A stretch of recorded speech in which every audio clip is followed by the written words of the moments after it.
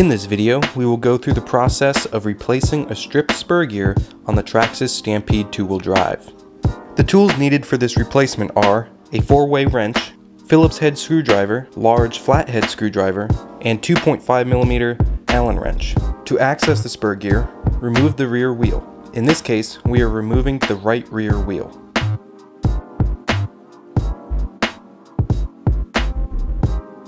Then locate and remove the 2 screws from the dust cover. Remove the dust cover.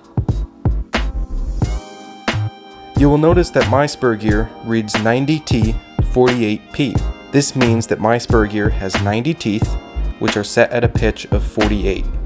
The part number for this spur gear is TRA4690. Start removing the spur gear by loosening the nut on the end of the slipper shaft.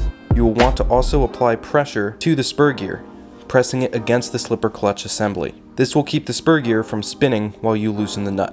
Remove the nut, spring, and spur gear. Push the bearing out of the spur gear. Using the 2.5mm Allen wrench, remove the 3 screws holding the pressure plate to the spur gear. You may need to use the large flathead screwdriver to pop the pressure plate out of the spur gear. Reassemble the new spur gear in reverse order. Screw the pressure plate to the new spur gear, push the bearing into place, and check the slipper clutch assembly, making sure that the slipper plate is properly mounted to the slipper hub. Slide the spur gear assembly onto the slipper shaft.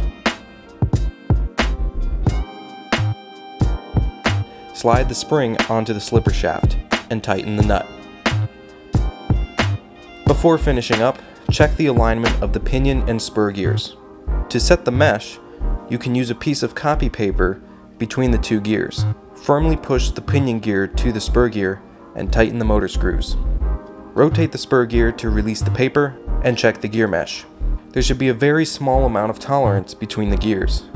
If there is too much friction, repeat this process until you get a proper mesh. Reapply the dust cover and screws, then reinstall the rear tire. If you found this video helpful, be sure to like and subscribe, and if you have any questions, leave them in the comments. Until next time, thanks for watching.